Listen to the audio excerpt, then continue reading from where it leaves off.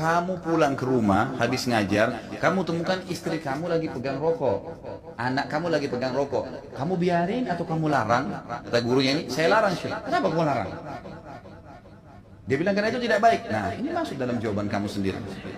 Nah, kan paradok itu namanya.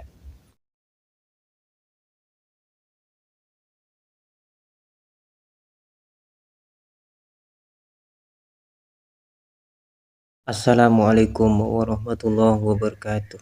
Bismillahirrahmanirrahim. Allahumma sholli wa sallim wa barik ala sayyidina Muhammad wa ala ali sayyidina Muhammad. Amma ba'du. Ustadz Khalid Basalamah ketika mengharamkan rokok, beliau berlandaskan pada salah satu cerita dari seorang syekh, ya, yang mana dalam cerita tersebut syekh itu mengatakan bahwa rokok itu masuk dalam kategori khaba'is, ya, atau sesuatu yang buruk yang diharamkan oleh Allah Subhanahu wa taala. Bukti bahwa rokok itu masuk dalam kategori khaba'is adalah kita tidak akan membiarkan anak dan istri kita itu merokok. Itu bukti bahwa rokok itu adalah khaba'is. Kalau rokok itu bukan khaba'is, tentu kita tidak akan melarang anak dan istri kita itu merokok. Nah, bagaimana kita menanggapinya? Ya, nanti kita tanggapi, tapi kita simak dulu videonya. Saya pernah ceritakan itu hari. Ada seorang guru di Saudi, saya ingatkan kembali, berdialog sama seorang syekh. Syekhnya dibilangin sama guru ini. Guru sekolah ya, dia berpendidikan. Dia bilang, Syekh, kenapa Anda mengatakan rokok itu haram? Apa sebabnya? Sementara dalam Al-Quran tidak ada dalil menyebutkan rokok secara khusus. Kenapa harus dibilang haram? Kata syekhnya, kau makan apel? Dia bilang, iya. Kau makan jeruk? Iya. Baik. Ada nggak disebut dalam Al-Quran apel sama jeruk? Dia bilang tidak ada. Baik, itu tidak ada, tapi boleh dimakan. Kenapa? Karena masuk dalam umumnya firman Allah. Allah menghalalkan semua yang baik-baik dan Allah mengharamkan yang khaba'ith, yang buruk, gitu kan? Jadi ulama mengeluarkan kaidah semua yang baik maka halal, semua yang buruk maka haram. Semua subhanallah yang haram itu pasti berefek tidak baik, gitu kan? Lalu dia bilang, tapi tahu saya tidak buruk karena saya merasa nyaman-nyaman saja, gitu kan? Saya merokok, saya percaya diri, saya nggak ada masalah.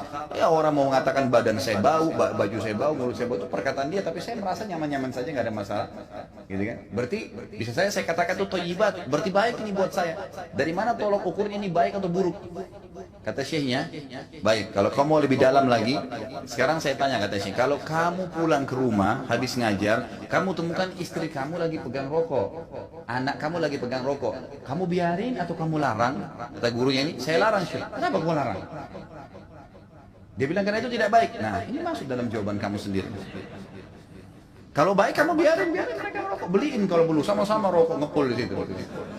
Tapi enggak ternyata, gitu kan? Jadi lebih baik ditinggalkan.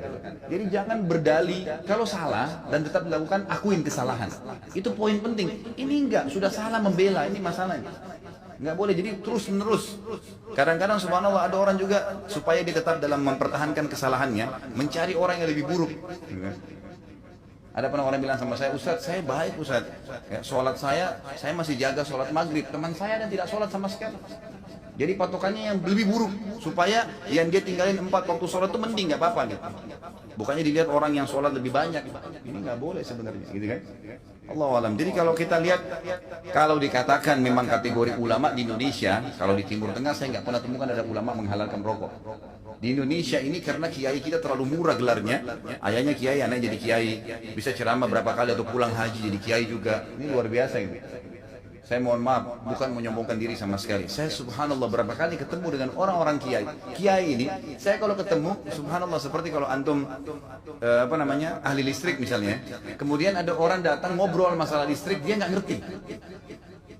Misalnya ini listrik ini harus dipasang begini, jaringannya begini, terus dia bilang enggak harus begini, tapi dia salah jelas. Antum pastikan teorinya benar, salah ini orang. Kita akan bilang kok ngawur ini orang ngomong. Subhanallah, di kalangan dakwah ceramah penceramah pun begitu.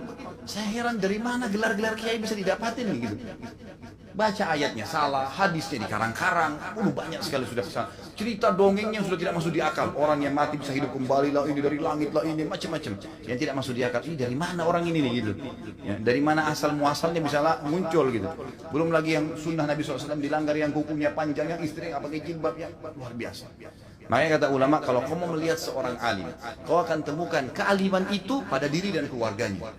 Emang ada ciri di situ. Istrinya, anaknya, memang ada ciri kealiman di situ. Ada ilmu. Alim kan maksud dari ilmu ya. Ada pengetahuan agama pada diri mereka. Kalau enggak, gitu. Ada teman saya, subhanallah, bawa undangan pernikahan, tamatan Mesir. Waktu itu di kota Makassar. Perkawinan saya nggak hadir, nggak sempat hadir gitu. Kemudian dia datang setelah itu berkunjung ke rumah saya, gitu kan. Datang ada satu perempuan bersama dia rok pendek. Lalu kemudian ini tamatan Mesir dan LC gitu. Jadi akhirnya saya ngobrol-ngobrol sama dia, ahlan akhi, baik gini-gini. Saya tahunya selama ini orangnya memang teman-teman ini semoga Allah berikan hidayah, malas sekali terjun di dakwah gitu. Jadi mereka pulang, mereka sibuk dengan bisnis tapi dakwah dilupain. Akhirnya tidak terbentuklah pribadi untuk berdakwah, intinya begitu. Terus saya bilang, mana harim antum? Harim itu istri ya. Oh ini, dia dengan malu nunjuk ini di sebelah gitu. Istri antum ini, Masya Allah. Semoga Allah kasih hidayah ya. Jadi bisa, kenapa nggak nikah dengan wanita yang berjilbab banyak, kesian ngantri, gitu kan? Ngapain harus ngambil orang yang tidak? Ya sudah jadi PR lagi ya. Tapi Allahu a'lam, ya, masing-masing orang punya cara ya. Jadi kalau kita temukan teman-teman kita yang bergelar kiai ini yang memakruhkan rokok karena dia masih merokok. Cerita Ustadz Khalid Basalamah tadi itu, entah apakah cerita itu memang benar terjadi atau tidak ya, wallahu a'lam ya. Tetapi kita anggap saja bahwa cerita itu memang benar. Lalu bagaimana, apakah rokok itu memang masuk dalam kategori khaba'is? Tentu saja tidak. Ya, jadi begini ya. Kita itu melarang anak dan istri kita itu merokok bukan karena khaba'is, bukan. Tetapi karena misalkan anak kecil ya, anak kita yang masih kecil, masih balita itu kita larang merokok bukan karena khaba'is, tetapi karena tubuhnya belum siap. Ya. Contohnya begini. Anak kecil yang masih balita, ada tidak anak kecil itu yang disuapi dengan singkong, misalkan jagung bakar atau jengkol? Ada tidak balita yang disuapi dengan itu? Lalu apakah lalu singkong, jagung bakar, kemudian jengkol itu haram? Ya tidak. Kita tidak menyuapi anak kecil balita itu dengan singkong, jagung bakar ataupun jengkol karena tubuh anak itu belum siap. Sistem pencernaannya belum siap, bahkan giginya pun belum tumbuh, bukan karena haram. Ya, paham ya? Dan nanti kalau tubuhnya sudah siap, ya silahkan dia makan jengkol, makan jagung bakar, makan singkong. Nah kalau masih balita ya jangan, tubuhnya belum siap, bukan karena jengkol, singkong ataupun jagung bakar tersebut itu haram. Demikian seorang perempuan, kenapa dilarang oleh suaminya itu merokok? Bukan karena rokok itu khaba'is, bukan. Tetapi karena tidak pantas saja. Jadi alasannya itu adalah kepantasan. Ya.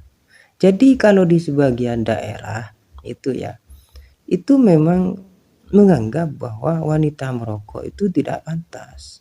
Kenapa? Karena rokok itu identik dengan laki-laki. Kalau misalkan ada perempuan yang merokok, itu kemudian image-nya menjadi buruk. Karena wanita yang merokok itu identik dengan wanita yang nakal. Tetapi di sebagian daerah itu ada yang wanita merokok itu biasa, dianggap sesuatu hal yang lumrah. Ya. Jadi dianggap pantas saja begitu ya. Jadi kalau misalkan suami itu melarang istri merokok, itu bukan karena rokok itu khaba'is, karena tidak pantas saja, tidak elok dilihat. Dan sesuatu yang tidak pantas itu tidak berarti haram. Contohnya ya begini, di sebagian daerah itu ada yang menganggap ataupun menganggap tidak pantas seorang wanita itu mengendarai mobil, mengendarai sepeda motor. Lalu apakah mobil, sepeda motor, mengendarai keduanya itu haram? Ya tidak, karena tidak pantas saja untuk seorang wanita. Ya, atau kalau di daerah lain misalkan wanita bekerja, ya, itu dianggap tidak pantas. Kenapa? Karena bekerja, ya, itu identik dengan laki-laki. Tetapi kemudian di sebagian daerah itu ya biasa saja wanita bekerja, itu ya biasa saja. Jadi itu hanya kepantasan saja. Ada sesuatu yang tidak pantas, itu tidak berarti haram. Yang paling gampang, wanita memakai cincin di jempol misalkan. Kemudian kita larang, apakah itu haram? Tidak. Itu karena tidak pantas saja, tidak elok dilihat. Karena yang pantas ataupun yang elok dilihat itu ya cincin itu ya di jari manis, gitu ya. Kemudian terkait dengan kalau rokok itu dipaksakan masuk dalam kategori khaba'is, itu aneh saja. Kenapa aneh? Karena khaba'is itu dalil umum. Setahu kami Wahabi itu menolak dalil umum. Misalkan ketika kami Aswaja menggunakan dalil umum untuk kebolehan maulid dan tahlilan, mereka tolak. Mereka tetap memaksa bahwa maulid dan tahlil itu harus ada dalilnya, dalil khusus yang membolehkan maulid dan tahlilan.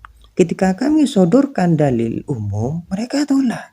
Mereka tetap mengatakan tidak ada dalilnya. Maksudnya tidak ada dalil khusus. Nah, khaba'its itu juga dalil umum, bukan dalil khusus. Ya, kalau rokok itu dicari dalil khususnya, sampai kiamat kurang 2 hari pun tidak akan ketemu. Kenapa? Karena rokok itu tidak ada di zaman Nabi. Kalau dicari di Quran ataupun di hadis, dalil khusus yang mengharamkan rokok, sampai kiamat kurang 2 hari pun tidak akan ketemu. Dan kalau khaba'its itu, dalil khaba'its itu mau dipaksakan, yaitu dalil umum. Lah aneh saja kalau Wahabi mau memakai dalil umum untuk keharaman rokok. Aneh. Karena ketika kami sodorkan dalil umum terkait dengan tahlilan dan maulidan, mereka tolak. Mereka meminta dalil khusus. Tetapi terkait dengan rokok, karena tidak ada dalil khususnya, mereka menggunakan dalil umum. Nah kan paradok itu namanya. Mengerti ya maksud saya ya? Itu paradok. Atau goblok lah lebih tepatnya ya. Kemudian Ustadz Khalid juga mengatakan bahwa kiai-kiai di Jawa yang merokok itu, yang mengatakan rokok itu makruh karena ternyata kiai tersebut itu merokok. Itu kebalik. Jadi kiai-kiai di Jawa itu merokok karena hukumnya ya makruh. Begitu. Dan kalau seandainya rokok itu ittifaq, ulama sepakat, ulama ijma bahwa rokok itu haram, ya kiai-kiai di Jawa tidak akan merokok. Dan kiai-kiai di Jawa itu merokok karena ada khilaf di kalangan ulama. Ya ada yang mengatakan rokok itu makruh. Makanya ulama kiai-kiai di Jawa itu merokok. Jadi bukan yang memakruhkan itu saya lihat kiainya merokok. Bukan itu, tetapi kiai-kiai itu merokok karena hukumnya makruh. Paham nggak ini? Kalau nggak paham ya mati saja. Ya, demikian. Assalamualaikum warahmatullahi wabarakatuh.